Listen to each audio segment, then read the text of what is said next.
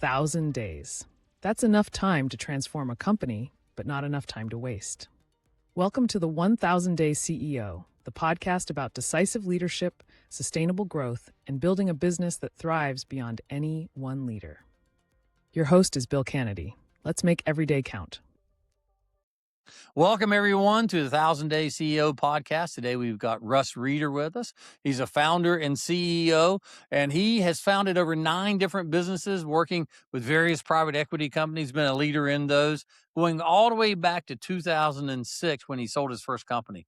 Today, he focuses around strategic and advanced AI, helping companies build out the AI and then maintain those AI. And he's going to tell us today, he's got a new book coming out, Exciting Times with Russ. So, Russ, over to you. Tell us what you got going on. All right. Thanks, Bill. I appreciate it. I think the most exciting thing we're doing right now, or we're going in as strategic advisors, helping businesses sort out really and prioritize what they should be focusing on to help bring in AI to help them win and be faster at the right ROI. And so we've got some lessons there.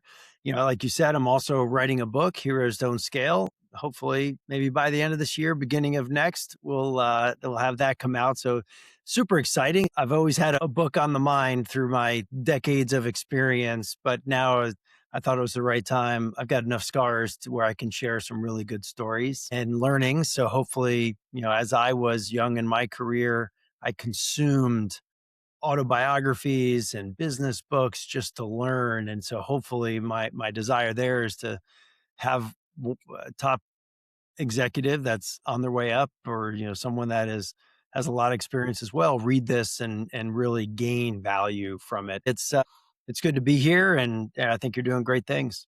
Well, listen, we're super excited to have you. So you're such a young looking guy to have done all these wonderful things. Maybe start out and just tell us how you got started and what led you to all this greatness.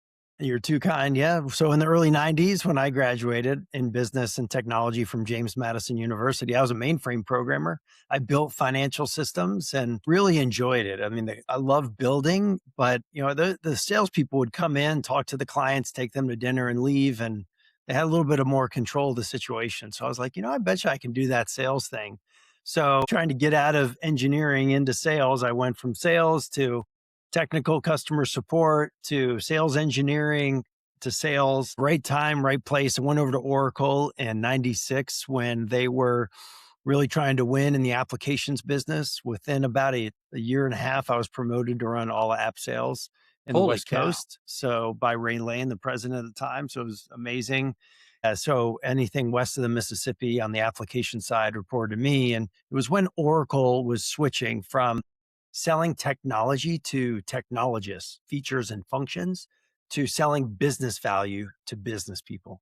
And that's what people do today, but it wasn't as just the norm back in the mid 90s. And so really loved being in Silicon Valley in the 90s, and got recruited out by Sequoia Capital in 1999 to do a B2B startup, which was amazing. We grew that up to about 12 million in sales and sold it north of about a 1.2 billion valuation 2 days before the crash. And then the crash came and we lost pretty much everything. But, things happen for a reason. And I took what money I did make, and I started my own business. And so started my business in Los Angeles that handles all of the rights, licensing, and royalties now for companies like Disney Plus and Hulu and Netflix. That keeps track of all the content, and grew that up and sold that in 2006. It's great to see it doing very well. And back in 2006, I said, okay, I don't really want to go back to Oracle. I kind of have learned what I thought I needed to know being an executive at Oracle. And so I went and started working with private equity. They'd bring me in to help fix companies that they had invested in, that they wanted to, they were good businesses, but just maybe a little broken. And so I went right in from running my own business to dropping in and helping fix businesses. So over the past 20 years, I've dropped into about 9 different businesses. And in between those engagements, I've helped grow and advise other businesses. I've worked as an advisor for different private equity firms to do due diligence on technology companies. And after those 20 years, last year, I said, look, to a bunch of friends of mine that are great operators. Now that AI is changing everything in any company or any organization, we have all this experience. We've built some amazing tools, even some great AI tools over the past several years. How about we bring that advisory experience to these businesses, kind of that mid-market business that's really struggling, and having them solve those problems with AI, but not just use AI to replicate the what's happening. Fix the problem, then you implement AI. Because if you just implement AI, you're going to speed up the broken process and things will break faster. So yeah, that's what we're doing right now. Having an amazing time. And it's great to go out and be on the bleeding edge with all of these great companies. Yeah, it's interesting. AI today, I remember back, it wasn't that long ago, maybe it was 20 years ago. If you put .com behind anything, it was worth like $1 billion. You could be like delivering cats to someone. It was cats.com. That was worth a ton of money. Today it's that way with AI, and your insight that it takes a bad situation and makes it worse. It amplifies the kind of the downside. So how are you guys addressing that today? So you've got some great stories. We were talking about them backstage earlier. Tell me some of the things that you're helping people maybe avoid those traps, maybe go a little faster. Yeah, I mean, so first I'll take it back to what I'm writing about in my book, and then I can bring it all the way up to really what's happening in companies Perfect. right now. Right. And so when I look to write this book, the number one thing I thought about was what's the one problem I feel very blessed in my career. I have amazing family and friends and just a great network that I would go back and work with most of them again in any opportunity. And so when I looked at what was the first, what's the biggest issue that I see across not only the businesses I went to go help run, but my friends' businesses as well, businesses that, pain that I've heard about. And I'd say number one, most businesses probably have an alignment issue, right? So if you talk to the CEO and you ask the CEO, what's your mission, vision, values? Like, where are you going and why? And what does success mean? And then you ask every person underneath them, go down the food chain. It gets more unclear and fuzzier the farther you get away from the CEO. So number one, it's the alignment and definition of success. There's 1,000 books on vision. So I didn't want to write another vision book, but what then I said, okay, what's the hardest problem to solve? I love listening to Audible. I love listening to autobiographies. I read when I can, and I just consume content and learnings. But the thing you don't really learn a lot about, right? I mean, the people side is really hard. And the one thing that I've seen is that all companies have those people in the company that have the hero syndrome, where they have tried to make themselves indispensable. So much so, some of them, by not even fixing the things that break so that they get pulled back in, whether it's that salesperson that is the only person with the relationship with some companies, that engineer that is the only person that knows how to fix it and stays up all night and is the hero versus making sure it doesn't break in the first place, Mm-hmm. or that executive that really trades in information and uses knowledge as currency and wants to be the only person that receives information so that they can disseminate information.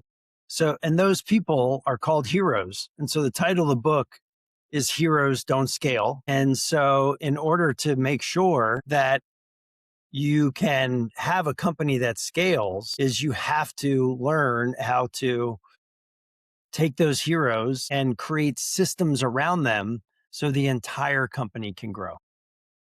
That is so true. I mean, I cannot tell you the amount of times when I've been working. So I come in, and there's one and they're making it all happen. And we all kind of walk on eggshells with them. And at first, you're so grateful to have it, and then it becomes kind of a blocker for you. You're not sure what to go do next. and you don't want to upset the person. A lot of times, which is kind of interesting, and you were pointing this out, they make sure they're the point, right? And the other thing that's kind of interesting, they're not always the one that makes the most money for the company. There's a lot of downsides to it. How do you address that? How does AI help you to address it? And today in your business, KeyDelta, what's that piece that maybe we don't need to kill our heroes, but we do need to set up a structure that we can grow around? No, I mean, every company has them, and every company, I would say, needs them, but you also need systems to ensure that everyone can grow, right? I'm not saying you need to go in and fire. Some CEOs have gone in and fired all their heroes, and they've done pretty well, and probably doesn't work out very well with some companies. Sometimes the CEO becomes the hero. Right. Very much so, right? So every situation is unique and different. I think with AI, the number one mistake I see people doing is just trying to move faster with AI. Mm-hmm. And if there's a 15-step workflow process that you're automating, it's still 15 steps, but now it goes very quickly, you're just going to run into the wall that much faster if that's the direction you were going to begin with. You can drive around town with your tire very low on air. You get on the highway, you're going to crash and burn. Same thing with systems. And so number one is making sure whatever you're working on, you take the time to analyze that process to ensure that it's good enough, number one, to be automated, and that it's where you want to go, not where you are, right? So build where you're going. And I think the most drastic thing that I'm seeing right now in businesses is that now everyone's a builder. So you have these companies that have always focused, and SaaS applications have allowed executives to focus on their business and makes it cheaper to license in, right? We don't build our own financial systems or CRM systems anymore, right? We use Excel for faster processing of large complex calculations. And that hasn't always been the case. So now we have these businesses focused on business, but now they're starting to build all these applications. And when you build an application, you put it into production, it's immediately called tech debt. It's immediately old, right? It's like driving a new car off the lot. The depreciation starts immediately. And the reason why in technology is there's a new foundation model every month. There's different pricing every month. There's different security issues, could be every hour, right? You have to watch that. And businesses are moving so quickly, the business side is changing as well. So what you have to now, this company that always licensed software now they've launched software, but how are they going to maintain that software? They don't know how to do pragmatic product management. They don't have a PMO office that's developed with a engineering team that's constantly monitoring based on a product roadmap and security and point releases for the different applications. And so what you're going to see, we can get together in 6 months and then a year, you are going to see all these companies that have built all these applications that are now struggling to maintain all the applications. Because now they've built all this great productive software, but just like anything, you put it out, it needs to be modified. Well, who's going to modify it? It's interesting. So I experienced this in my own business. So I have imagined myself to be quite the AI tech. So when I'm late at night sitting there with Claude or Anthropic or Chat GPT or Perplexity, I can build a website in 5 minutes.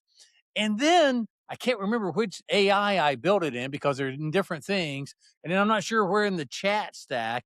And then something breaks. And so somebody will call me and say, well, that tool you built, which was really cool, that thing's not working. I'm like, where did I build? And did I shove it in GitHub or did I run it in its own computer? And then I can't remember.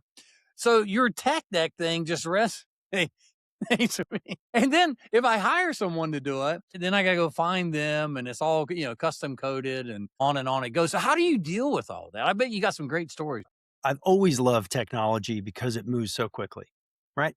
And I always said that the best thing about technology is if you're out of touch for a little while, all you have to do is start learning, and within 6 months you're caught up. Now it's 6 weeks. Like all you have to need is consume 6 weeks of like the latest news, and you're up to speed on everything. I think you're right. Right? I mean, it is amazing. And so, just use an example. One of our clients, they are leaning into AI, and they're allowing all of their business units to become builders. They have over 75, I'd say, solutions that are on the list to be built out. It's replacing budget systems, CRM systems, media systems. I mean, like, these are real software solutions that they're working on. All right. And so we can talk again about the downfall of SaaS companies, because that's going to happen without a doubt. I think it's happening already. It's already. We're both in private equity. The sponsor owns a bunch of them. The values, you got to pick carefully, because the values can get crazy, both up and down all of a sudden. Yeah. So number one, what you have to do kind of goes back to what we talked about before. Where is the business going? What is important for the business? Because you can't prioritize those 100 different applications you're going to build unless you know why. Like, what's your why and where? Like, where are you going? And once you prioritize them, the hardest thing is saying no. How do you say no to these applications? How do you say no to features? The best thing that companies have been able to do when you bring in a new ERP system, CRM system, budgeting system, whatever technology you're licensing in a SaaS, it's been a curated, pragmatic product to make it with a design first approach to make it easy to use. Mm-hmm. Right. And so then your users come in and they have to learn a new system, which no one likes. Technology has never been the problem, right? Even when I was a mainframe programmer 30 years ago, technology wasn't the problem.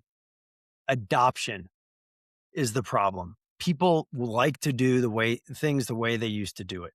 So getting people, even if it's, you provide them this great application, it's the still, am I going to use it tomorrow? Like, this was cool today. Am I going to use it tomorrow and then the next day and get real value from it? Mm-hmm. How do you drive that? So how do you deal with the founder, creating it in the evening, the people not adopting it, it ages out, it breaks. So how are you doing? Because this stuff is moving fast today. There's real money going into it. You can burn tokens like crazy. I was looking at the journal the other day, and the AI companies are starting to limit their own employees from burning tokens. I think it's all Meta was they laid off, I don't know, $1 billion. Right. I'm exaggerating, of course. But so how are you dealing with all that in real time? Because we think we're talking to the same people, but it's really a parade. People are marching in and marching out, and they get hung up in certain spots, but we've got these businesses to run. What's your approach? So just like you said, you have businesses to run. You have to focus on running your business. And that's where you have to pick your path. Are you going to go hire product managers, product engineers, project managers that know how to develop and build and maintain software?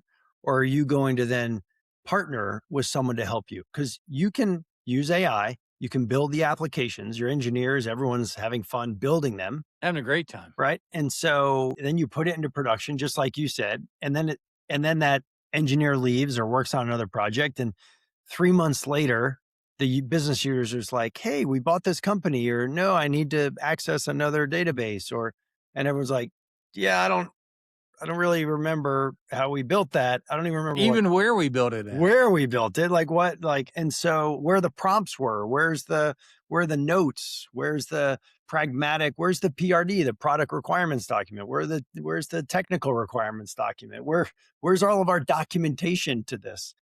And so the way to do it is either to have a software division that knows how to do this, or partner. This is where you have to be careful. Everyone will go build AI for you.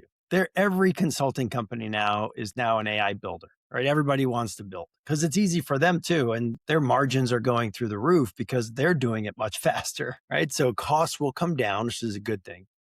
And so where we really wanted to help our clients and partner with our clients are on the top of the build and the bottom of the build. And the top is that strategic operational advisory. Let's make sure we do it right. Let's just not build for build's sake. Like, let's build this the right way. And then how do we run it?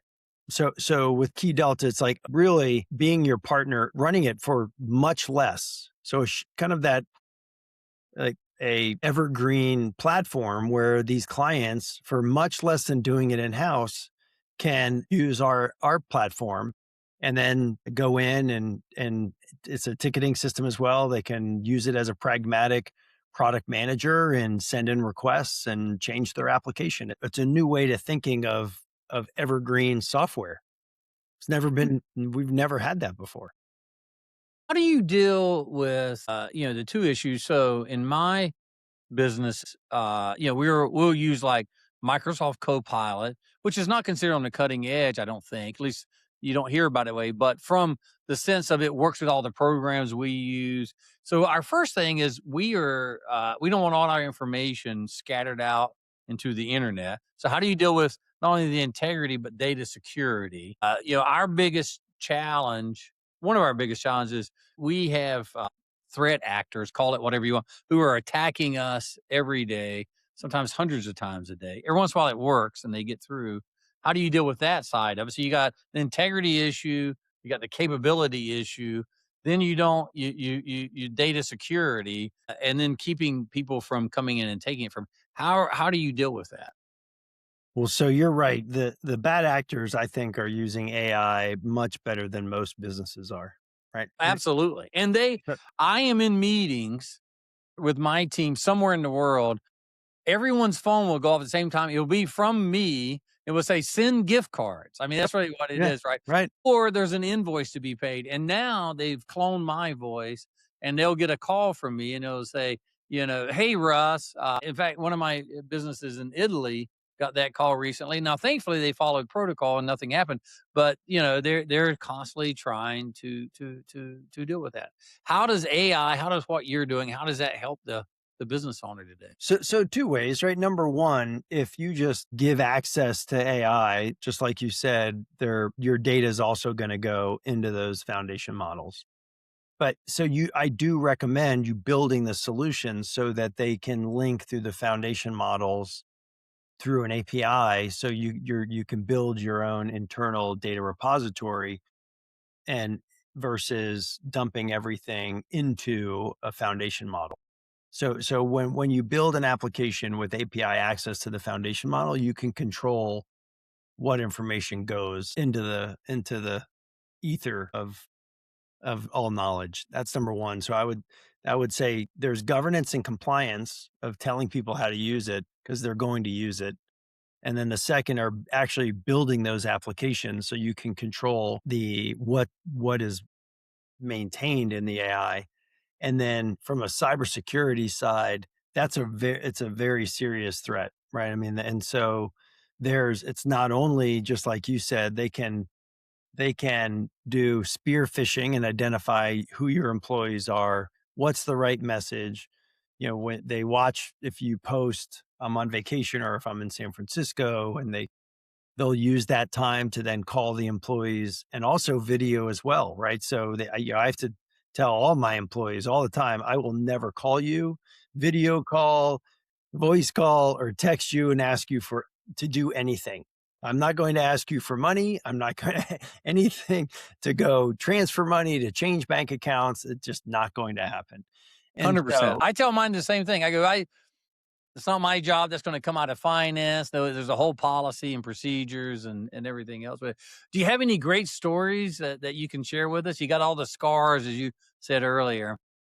I think there are a lot of fun stories that when you come into companies where people had those heroes, that you kind of remove the cap, right? You remove those people that used information as power.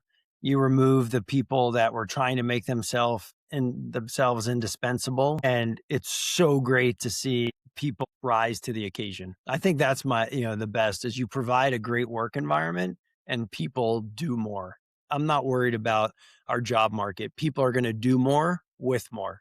You always have those people that are the victims and things are happening to them. My advice is always be a victor, like lean in, leverage these tools. And, there's things happen bad all the time, but you can also take advantage of the opportunity, right? Never miss the opportunity to take advantage of a crisis. Companies can move much faster, but there are these gating people that and that's where I go through in my book chapters of stories that I get into detail about. And I think that most things are the most hairiest situation gets, and the worst examples I have of failures are when the people in power get greedy. Interesting. Without a doubt, like deals didn't happen. Too many employees, were let go. They cut too deep to try to make money, all around greed. The way I'd use that for advice for anyone is just make sure, past predicts the future. And so are the people you're working with, are they kind? Are they giving? Like what's their purpose? Is their purpose just to make money, or is it purpose to grow something? Interesting. And that's really has helped me over my career. Of course, especially working with private equity, you run into people that will tell you what you want to hear, but it's just really about making money. And that's not how you grow a company. Companies are bought, they're not sold. So you have to create value.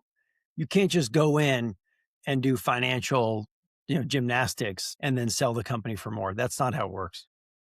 I couldn't agree more with you.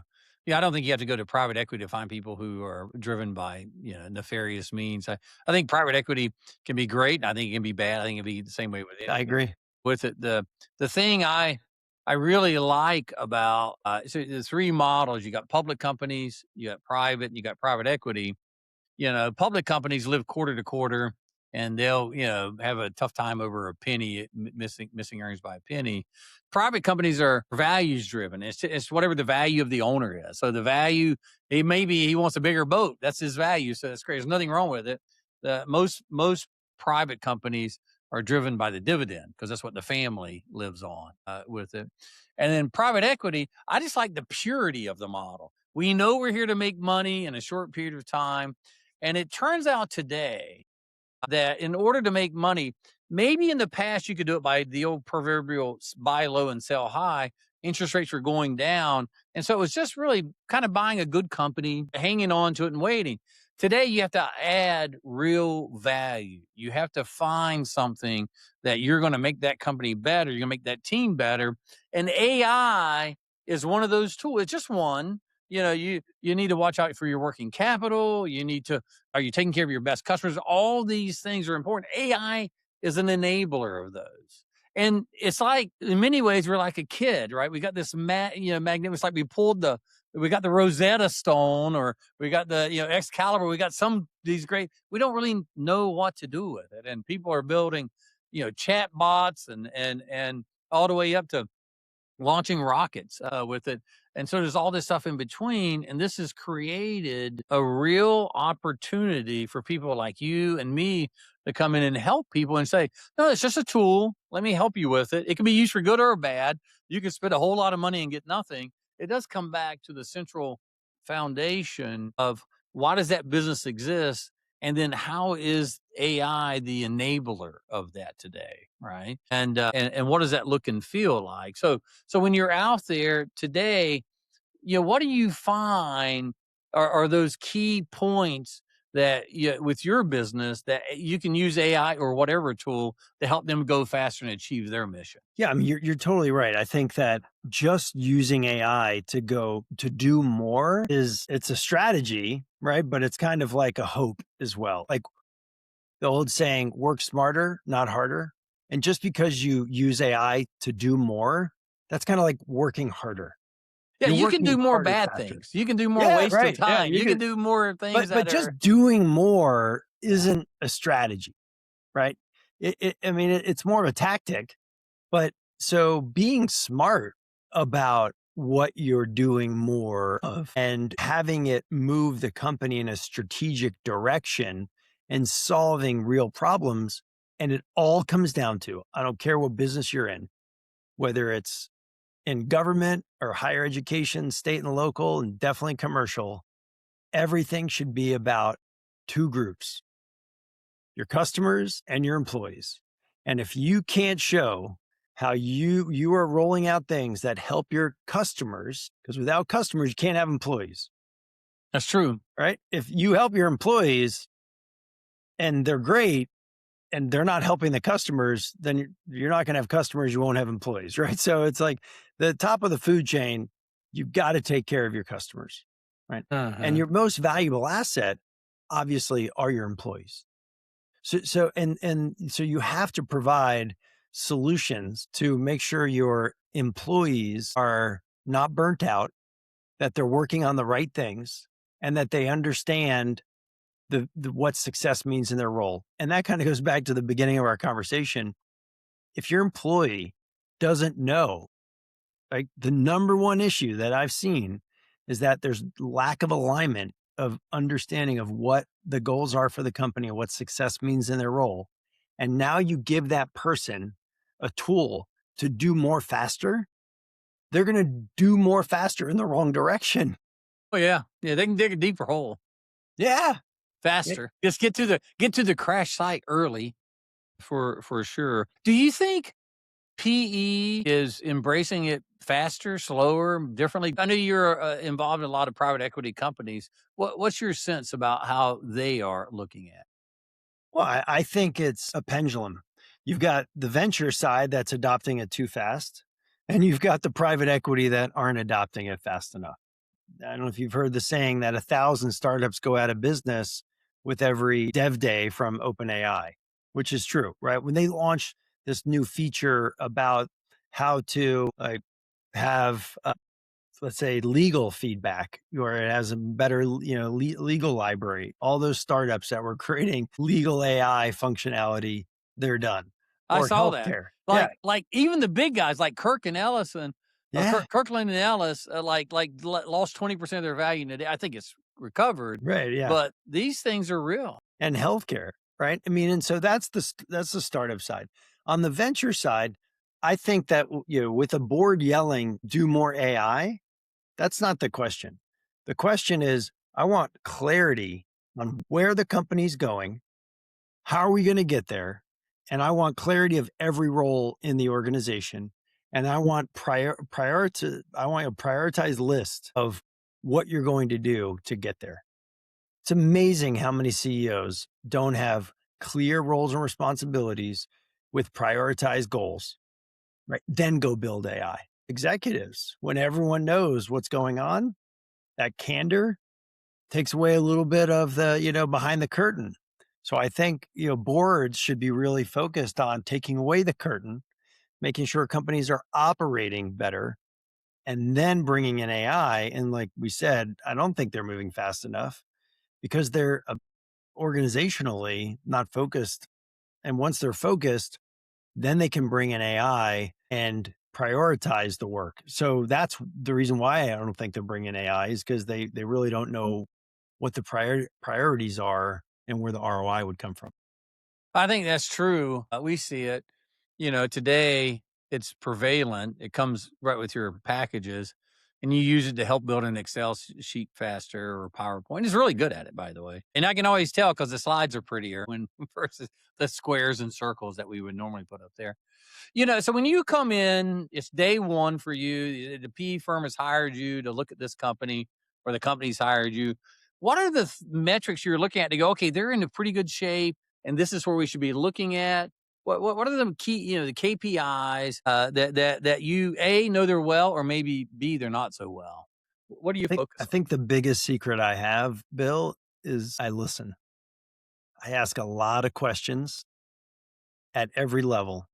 From the CEO, I start at the top, and I just go through every manager, right, that I can get my hands on, any team meetings I can go to. I go on listening tours, and I am a sponge. I just consume knowledge of what is going on. And pretty quickly, you get a clarity on what's broken and where there's misalignment, that chafing that stops companies from being good operators, right? What And are so some of the flags or or mile markers that you look for that are good or bad that you're looking to see? We can start at the top. What's their purpose? Where are they going? Now let's look at how are they tracking where they're going. Okay. So there's two groups, I'd say. One group would be have the kind of dashboard that is just, they've got 30 KPIs on it. When you track everything, you track nothing, right? I mean, so it's all theater. They look good. It looks good, but I'm like, so what? Tell me, if this goes from green to yellow to red, what are you going to change in your business? That's the secret question. Every KPI you're tracking. So when this number moves, what are you going to do to make a change? And if they can't answer that, don't track it. Like, let other people in the organization track it, maybe, if they can answer that question. And then the other side, right, obviously people not tracking enough. And from I'd say the biggest issues I see on the go-to-market side are the sales teams not tracking enough detail in a sales process. Sales process is hard. It's deflating, right? Most of the time you come into a company and it's all of this inflated numbers going from the sales people to the sales managers to the executives. This deal, it's happening. It's going to happen next quarter. Here's the amount. And then all of a sudden you get to the next quarter and it doesn't happen. And so you have to be careful, because running, everyone wants to manage to outcomes, right? And not micromanage. But if all you do are manage outcomes, it's like driving your car in the rearview mirror. Right. And so you don't drive your car in the rearview mirror. You look at your window, you look at your gas gauge and your speedometer and RPMs, there's other things. And so though in sales, what deals are the salespeople working on? What are their next steps in each deal? Who is the owner of that next step? And what is the next step due date? And the managers of the sales teams can track everything. And then when they can see that someone missed a date, they can manage to that. It's not micromanaging, it's coaching. And it's about managing the process versus just waiting for your monthly sales report to see how you're doing in sales. Like, with go-to-market is a mess in most companies. So true. Really, really well said. How do you help them get through that? So on the sales example is, going through making sure everyone understands what their goals are. You'd be surprised on kind of quotas and quota attainments. Like, what am I supposed to do? How do I get paid? Right? Making sure there's clarity. Salespeople like to know how they get paid. Making sure that there's a process. It's actually not that difficult to go through and create a new process. What's hard is implementing a new process, right? Is very complicated, is coming up with the right compensation plan. Right, to make sure that any insights on the comp plan do you find that drive? Be careful what you incent, because people will do it, right? So people do what you incentivize them to do. And so when you're creating a new incentivation, commission structure, incent them to, if you want them to work together as a team, you have to incent them to work as a team. If you don't want them to work together as a team, you have to set up the comp structure that way, not just have all or nothing as well. Like, how do you have different incentives along the way? So you have to incentivize the activities that create productive outcomes. If all you do are incentivize outcomes, you're just hoping that every sales rep is smart enough and experienced enough to do the proper activities. So go deeper in an incentive and incentivize. How many leads do you need? Who's responsible for that? Incentivize that. Like a sales qualified lead, incentivize that to a marketing qualified lead. And then they turn into a prospect. Like, so go a little deeper to make sure that the right activities are happening that produce the right outcomes. So many times management's just looking at outcomes when the salespeople don't even, they're not coached correctly. They say they're experienced, but are they experienced? So making sure you have better coaching. And what you're trying to do is make every salesperson successful. That's the goal. You have, right? Everyone's aligned. You want to pay salespeople a lot of money when you incentivize them the right way and they're doing things to grow the company. That makes a lot of sense. How does AI help you in this? AI is changing the sales world faster than most divisions. I think so too.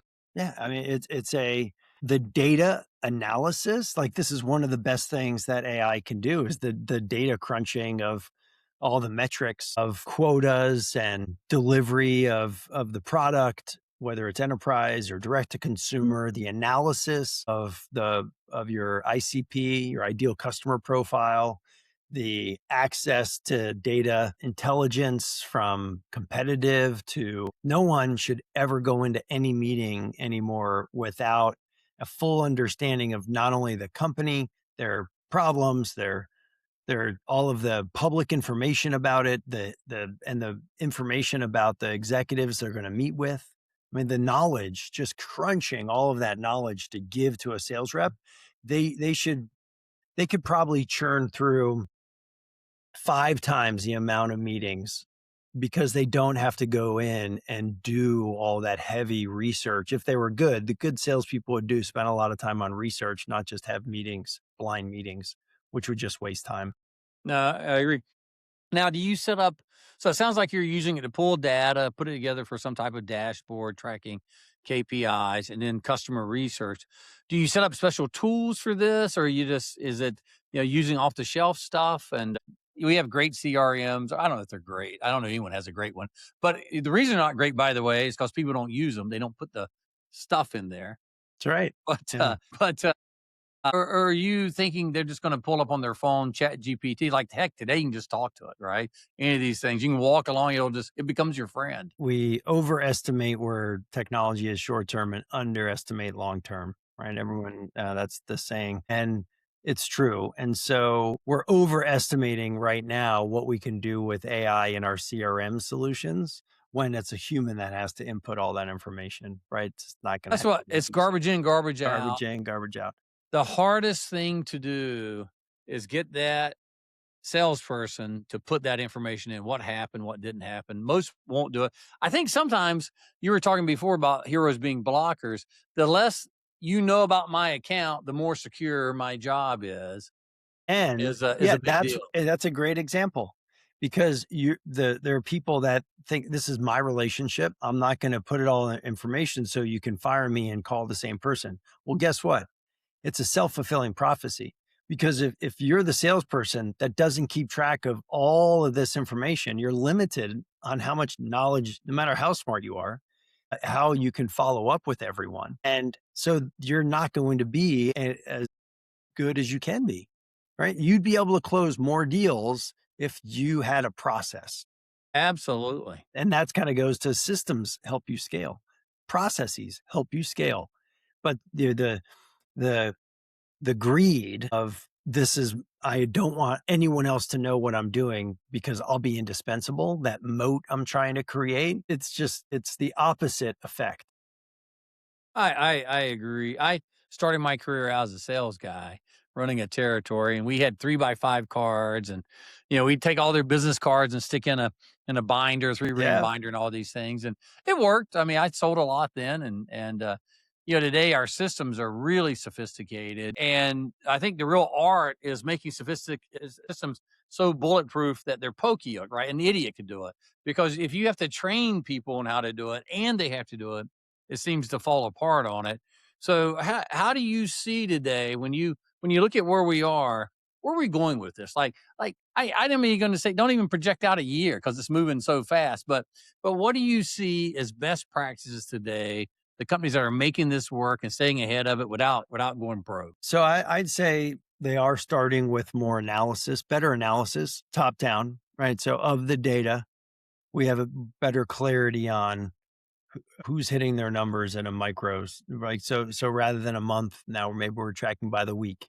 Then you can track, deal status relative to that, sales rep, success rate by sales rep. There's more kind of a 3-dimensional, multi-dimensional view of each sales rep, the deals, the margins on deals, that analysis capability is where most companies are starting. So unless you're going to go in and this is the hard thing, is to implement a new process where people have to change their behavior. That's the hardest. You can start with analyzing the data and what's the best data, what's the worst data. So you can actually use AI to find the worst data.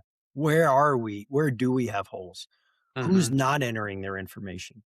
And I would go and prioritize the people that are not entering your information. Look, it's different if they don't get paid a base salary, right? If you have any sales rep that is getting paid a base salary, you're paying them to enter all that information. It's the company data. That's right. Right? They're not a third-party contractor that is just bringing a deal based on their relationship. So this is part of their job description that they have to enter. They get paid commissions on closed deals. They get paid a salary to enter the information that will make them successful. We're not doing it.